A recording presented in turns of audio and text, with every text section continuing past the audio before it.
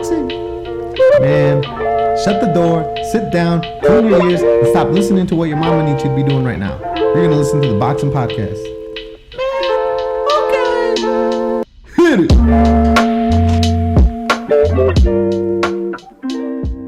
What's up, guys? We are in episode 9, and to begin the episode, I actually want to begin with announcing or re-announcing, because I already posted this on Instagram, but the Boxing Podcast has now changed its name, and I'll explain that again right now, because the post I did on Instagram was probably like a minute. I don't really get to go into much in depth as to why I changed it, but really, boxing was known as a sportswear brand at first. At very first, it was supposed to be a sportswear brand. And I did start the sportswear brand, but somewhere along the way, when I started the podcast, I lost track of what I was actually aiming for. And that was a very successful boxing sportswear brand that is tailored towards artful, masterful, crafty, creative boxers who not just box to be a hard ass or hit hard, but for boxers that look at boxing as an art, and they take their time devising a plan or their movements or their strategy and tactics, and maybe they even do more than just boxing. Maybe they're very interested in the arts or music or creating something. Boxing was supposed to be a sportswear brand for the creative, and when I started the podcast, it was all about wanting to create content for my boxing podcast or my boxing sportswear brand, and so I thought that with making content through the podcast, it would help the sportswear brand, and I can't say it hasn't really helped it. Well, no, it hasn't really helped it, because if anything, it just got me off track. And so with that being said, I wanted to separate both entities, but I also had to then think of who's going to stay with the name boxing. Was it going to be the sportswear, or was it going to be the podcast? And I decided that the sportswear gets to keep the name, because the name is tied to a logo. Oh, and it gets to keep the logo because the logo and the name are tied together, and I built those when in the mindset of making a sportswear brand. And so I am separating the online presence that the podcast and the sportswear brand have. So there is a boxing.art Instagram page, and then there will be a boxing.art TikTok page. For the podcast, now this is where we go into the name change. The podcast's name is now Boxing Abraham Garcia. My name, Boxing Abraham Garcia. And I'm not egotistic. I just think that my name should be inside of the podcast's name, because really what I'm selling you guys are my thoughts, or not selling, but sharing with you guys are my thoughts and opinions on anything boxing that happens. And obviously you guys get to know a little bit about me, my personality, the way I come off, whether that be like a douchebag or someone that you enjoy listening to. I think it's important to get my name in there, because if I want to be remembered in anything in the sport of boxing, is at least my voice, at least when I try to cultivate a boxing community. And so I thought it was important to put my name in there, not just for my own sake, but because I want to become more of a person than just a podcast to you guys. I want to become your boxing buddy, or your homie. I just want to be your boy. Like, I just want to be the boy that you guys listen to. And we'll talk boxing, and we won't always be formal. We'll be silly about it. Sometimes we won't know how to pronounce the names, and that's just it. That's the boxing community as a whole. I mean, when I sit here and I talk into this microphone, I'm not trying to act like anybody else. I'm not trying to act like Berenstein or any of the commentators on the PBC team, on Showtime, on Top Rank, Mario Lopez. I'm not trying to be anything like them. I want to be who I am outside of this podcast, and I want to talk to a homie because I go to the boxing gym. When I go to a boxing gym, I don't change up my voice. I don't change up how I talk. I don't change up, my demeanor. I talk when I go to the boxing gym. I'm there to chill with my boys, the guys that I throw hands with, the guys that I train with, the guys that I sweat, bleed, and do all shit with. I don't act like I'm some professional. I don't come up here to put up a front. I want to talk to you guys like I talk to my friends in the boxing gym, and that's throwing jokes around. That's talking shit. That's throwing more swear words around than the usual boxing fucking journalist. I'm here to be real, and I'm here to be I'm here to be your homeboy, and that's it. That's why I enjoy this podcast, because I'm gonna be honest. Like, throw all that shit out the window. Maybe if I didn't have like a boxing gym to go to, I hate being professional. I hate acting like I have a fucking stick up my ass, and that's not my intentions. I want to be fun for you guys, because fuck being like everybody else in this game about talking about boxing. So, that's my personality. It's inside. It's in the name of the podcast now, and I just want to be closer to you guys. I just want you guys to remember me for my name, and I want to remember you guys for your names. And I'll do my best to try to do that. And so that's it, guys. The sportswear brand is boxing, along with that logo.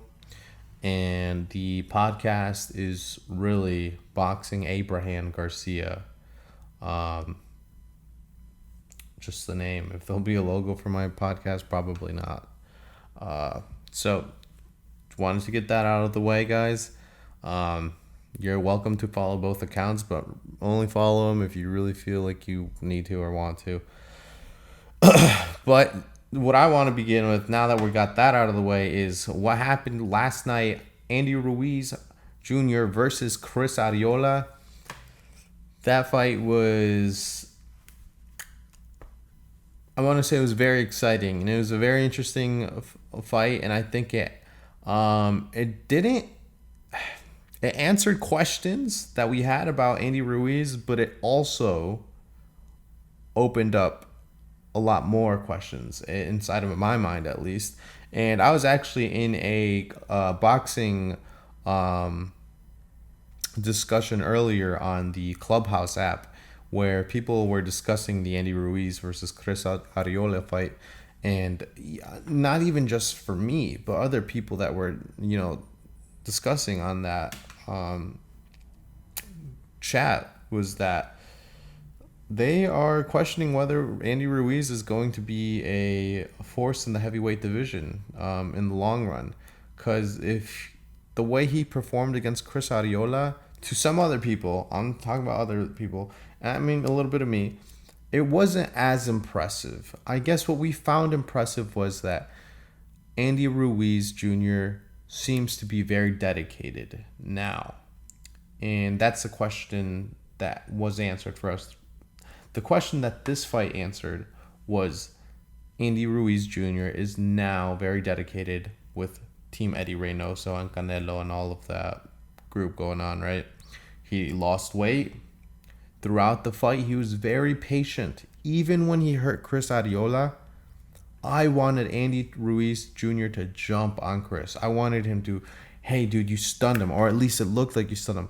Get on the ass like you did when the first time you fought Anthony Joshua. Because as soon as Ruiz hurt Anthony Joshua, he jumped on his ass. He smelled blood. He went for it. This time around, I didn't see it. I saw a more patient and calm Andy Ruiz. If the knockout came, it was going to come. And that's what he had going inside of his head, clearly. With a more patient fighter, though, comes a fighter that believes they can be more aggressive, and that is Chris Ariola. So he noticed the patience within Andy Ruiz in the first couple of rounds, obviously. And when you're fighting somebody that's not throwing as many punches or being as aggressive, you tend to let your hands go a lot more because you feel a little bit more comfortable that somebody's not being as aggressive. So I'm not saying that that's the only reason why the knockdown in round two happened, but that could be part of the reason. And I guess maybe I don't. No, really. Okay, let's discuss that. Let's discuss the knockdown in round two. Andy Ruiz was hitting Chris Ariola, and he went in for a combination, and as he was backing out, Chris Ariola caught him with a punch, and he went down on a knee, and when that happened, I freaked out. I was like, because I'll tell you what, guys, I'm an Andy Ruiz dick rider, like all the way. I was at the fight in New York when he went up against Anthony Joshua. I didn't think Andy Ruiz was going to beat Anthony Joshua, so when he beat him, dude, I got on the fucking train, bro. I punched two holes. They punched two holes into my tickets because I got on twice. Andy Ruiz Jr. is the first Mexican heavyweight, so I love the dude. But when Andy Ruiz Jr. got knocked down in the second round, I freaked out. I was like, oh my gosh. I thought this was going to be a pitch perfect fight. I thought it was going to be Andy Ruiz Jr. fit now, dedicated, calm, has a new team behind them, blows through Chris Ariola, but it wasn't like that at all. 40-year-old Chris Ariola came to fight last night. And if this is his last fight, kudos to him, because that was such a good performance on his part at the beginning of the fight, and to knock Andy Ruiz Jr. down. I freaked out. I really did. It scared me. I was like, oh my gosh, Andy, is he going to be wobbly? Is he going to retreat? Is he going to keep going how he does? And to my surprise, Andy Ruiz kept calm. He was a little flustered after getting knocked down a little bit, and he did get caught by a couple of more punches afterwards, but he was able to maintain his composure, and whether he was really wobbled or not, we won't really know, because some of that composure could have been hiding that. Maybe he was really wobbled, but he has the experience of keeping calm and holding himself sturdy so he doesn't look like he's rocked. No, but props to Andy Ruiz Jr. He did such a great job coming back from that. It was really annoying hearing the commentating of Lennox Lewis and Sean Porter and the other guy. I don't even know his name, but because they're it's so weird. Boxing's so... I hate all the commentators in the game. They're so one-sided. They're so biased. They see a little success from one side and they decide they're going to ride the dick all the way through the fight. And that's what they were doing. They saw Chris Ariola have a little bit of success in the first couple of rounds. And then throughout the fight, it was very hard for them to admit that Andy Ruiz was finally turning the game around. And it wasn't until like the last couple of rounds that Lennox Lewis and Sean Porter started to say as they were commentating, oh, you know what, Andy Ruiz Jr. is winning and he is going to win. And I almost feel like they were kind of butthurt because their boy Anthony Joshua got knocked down. I mean, maybe more so Lennox Lewis because Anthony Joshua is from the UK, but I don't know, I found that really annoying. But yeah, no, Andy Ruiz Jr. came through, got the victory, got the dub. And he goes home being I believe he's now in the position to fight for the WBO belt, which I believe Anthony Joshua has. So if they run that back a third time, I'll be very interested to watch. But I don't want to see Andy Ruiz Jr. go in there to fight Anthony Joshua this year. I want Andy Ruiz to take it slow. Yeah. So now that Andy Ruiz Jr. has defeated Chris Ariola, and it looks like Team Eddie Reynoso is obviously helping Andy get better, I don't want to see Andy Ruiz Jr. fight Anthony Joshua next. I know that fans are excited to see him back and in action, but I think that's too soon. I think it's too soon. He just came off of a layoff. Before the layoff, when he fought Anthony Joshua the second time, he said he was depressed and unmotivated and just wasn't feeling himself. So I don't even know if you can count that really as any sort of training. I heard he barely trained for that second fight. So it's like he's almost been off for 2 years. And what I'd love to watch is Andy Ruiz go out and fight like four more fighters, and then during those fights, Anthony Joshua handles his business with Tyson Fury, and maybe Andy Ruiz goes on to fight Deontay Wilder, and they handle their business. And then, if they get through their business, then that leads up to a very enticing third fight between Andy Ruiz Jr. and Anthony Joshua, because not only are they fighting for a third time, but they've eliminated other heavyweight champions on their way back to each other. And so that means taking Tyson Fury out of the picture. That means taking Deontay Wilder out of the picture, and maybe even taking Luis Ortiz out of the picture. Who knows? But that's the way I see, or that's what I think a perfect story in their third rematch would be. So, and by then both would have regained their confidence, and then we're up for a really good fight, and we get to see the true abilities of both boxers get put on the line against each other, and then we find out who really is the better man. Did Anthony Joshua just really have a bad night that night in New York? Did Andy Ruiz really just not train at all for their second fight in Saudi Arabia? We'll see. But if that were to happen, a lot of things have to fall into place and play out perfectly.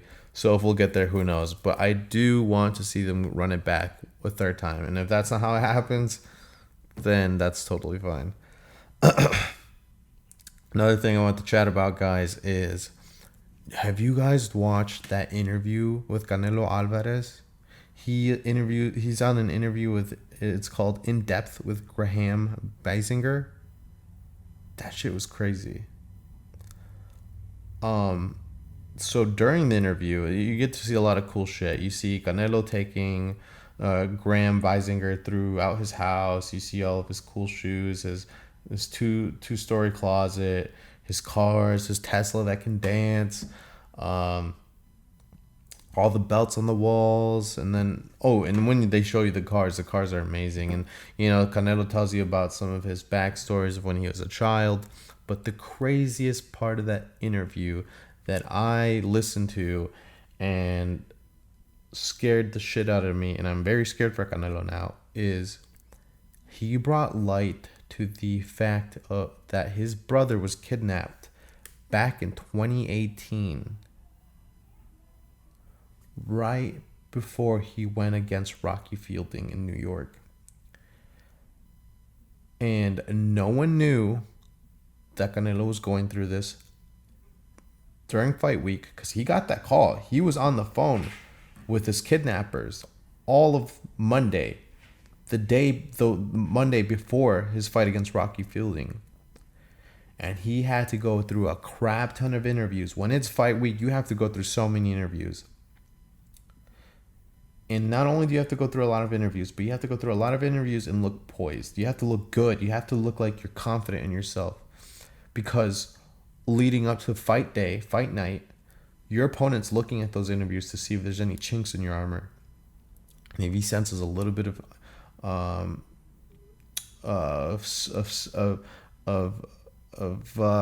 unconfidence, like if he's if your opponent sees that you're not confident in your interviews, you know damn well that's gonna boost their confidence.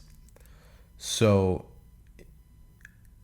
to me, to see Canelo go through all of his interviews, all of that fight week, and not say anything about his brother being kidnapped, not pulling out at all, that speaks volumes, magnitudes, mountains, oceans for Canelo. That is insane to be dealing with that sort of stress and stay engaged in the fight and all of the activities that a fight of that magnitude brings.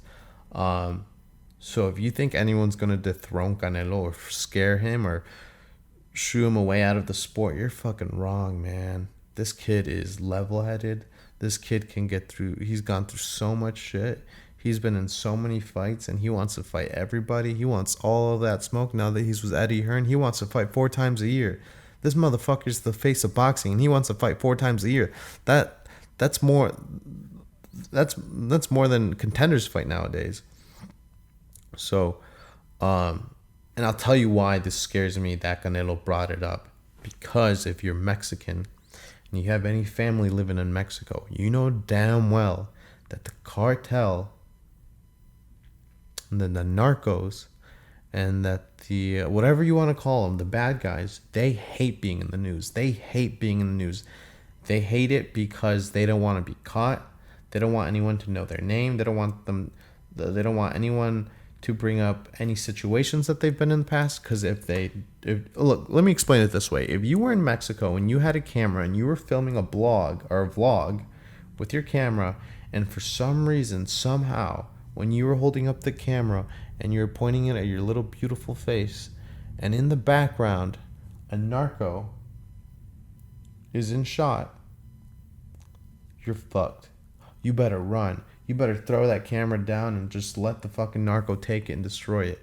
Because they hate being on camera. They hate any sort of attention.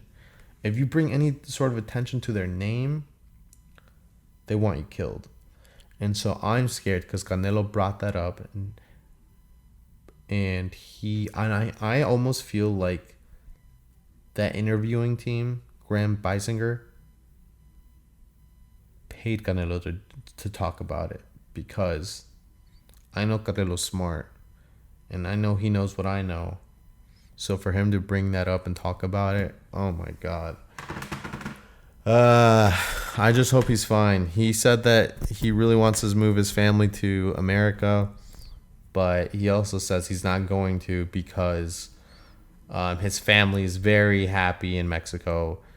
Because that's where their life is. That's where they grew up. That everyone knows Spanish. Everyone goes to a Spanish-speaking school. I mean, his kids, his has family in Mexico. So for them to move is possible, but it's very hard to leave everything behind. So I don't know, Canelo. Don't bring that shit up anymore, and don't mention any names, because I'm sure there will be follow-up interviews as soon as someone gets a chance to talk to him. I'm sure somebody's gonna bring it up.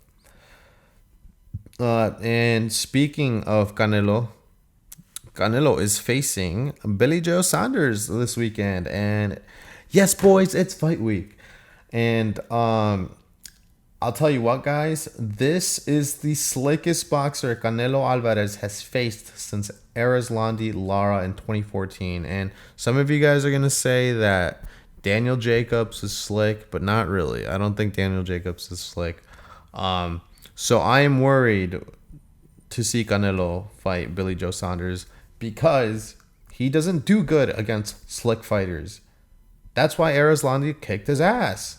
And we all saw that, and speaking of which, I'd love to see Erislandy Lara and Canelo Alvarez run it back. I think Erislandy Lara deserves that, especially because this past weekend, he was fighting at 160 and knocked that dude out in the first round with a vicious, I believe it was a straight left, because Erislandy Lara is a southpaw.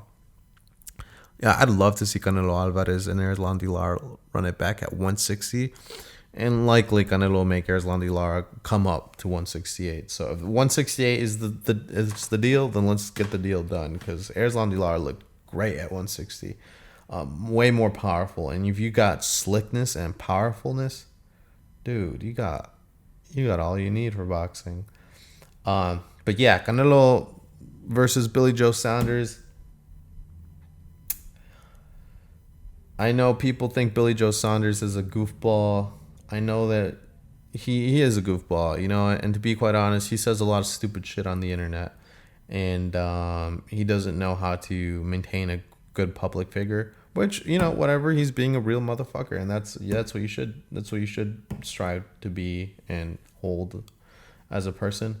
But man, Billy Joe Saunders, that's why people can't take you serious, because you're always fucking around. But the kid can fight, and that's all that matters. So whether he be a shitty person or a good person, when he shows up to fight on Saturday, Canelo better be ready to move, better be ready to be gassed out by round 8, because he's going to be chasing Billy Joe Saunders, and Billy Joe Saunders is going to be pop-shotting Canelo. So the kind of energy Canelo gave Erislandy Lara in the last couple of rounds of their fight is the kind of energy Canelo needs to bring from the beginning bell to the ending bell of his fight against Saunders. Because Billy Joe Saunders, although he may look like or portray that he's not really training as hard for this fight because, of all the silliness that he posts on his social media, you bet your ass he's training hard. Anyone going against Canelo is trying their hardest, because if you dethrone Canelo, you become the king. You become the next king. You become the next star. That catapults you. More money, more everything. So, I'm going to be honest. If Billy Joe Saunders can't get it done, I can't see anybody getting it done. So, I'm excited for that fight, and I am going to put money on my boy Canelo, because that's what I do. I put money on my boys. But yeah. And one last little bit that I wanted to cover is, have y'all seen Floyd Mayweather Jr.'s recent post? It's him wearing like cool TMT gear. It's all like yellow, and he was sparring in it, but he has yellow winning gloves. And if you look at the yellow winning gloves, there's blood on both gloves, and there's a little bit of blood on the headgear. And he posted that to Instagram. And if you're Jake Paul and you're fighting Floyd Mayweather, and likely because Jake Paul is a social media fanatic, that's all he's known for, he is likely always on social media and probably saw this post. And if I'm Jake Paul and I see this post, I'm freaking out, because a post like that snaps everything back into reality. Holy shit, I'm going against the best boxer ever. Floyd Mayweather is the best boxer ever. No one argue with me with that. I love Pacquiao, but Floyd Mayweather is the best boxer to have ever lived, ever graced a pair of boxing gloves, and that's final. If you can't agree to that, I am going to assume that you are racist and nothing else, because I don't get how you couldn't agree with that statement. So you're going against, I'm Jake Paul. I mean, Jake Paul is probably looking at the post thinking, holy shit, I'm going against the greatest boxer ever. There's blood on his gloves. Yes, he is old, but this dude obviously can still crack. I'm a YouTuber. I'm screwed. I'm talking about Jake Paul. I'd kick Floyd's ass. No, but that fight is, June 6th, Miami, Florida, in the Hard Rock Hotel. Man, I'm going to watch that. I don't care what anybody says. I know everyone's tired of all of these YouTube fighters, but I want to watch that shit. I really do. So, you know where you can catch me on that night. And you know what's also crazy? Is it really on a Sunday? I'm so fucking confused. I saw that it was on a Sunday. Is it really on a Sunday? Somebody explain that to me. But yeah, guys, that's really all I wanted to cover today for this podcast. Like I said, I'm not the type of guy to come up on here and talk shit for no reason. I just want to talk about what I found interesting. And this is the shit I found interesting this week. So I'm not going to drag this podcast on and try to make it an hour like everybody else tries to do. I'm going to cut it short because that's all the shit I have to talk about. That's the only thing I find interesting. But speaking of which, I will be trying to start a clubhouse club soon. So as soon as I get that going, I will drop the information somewhere on my social media. So thank you guys. Have a great fucking week. Peace.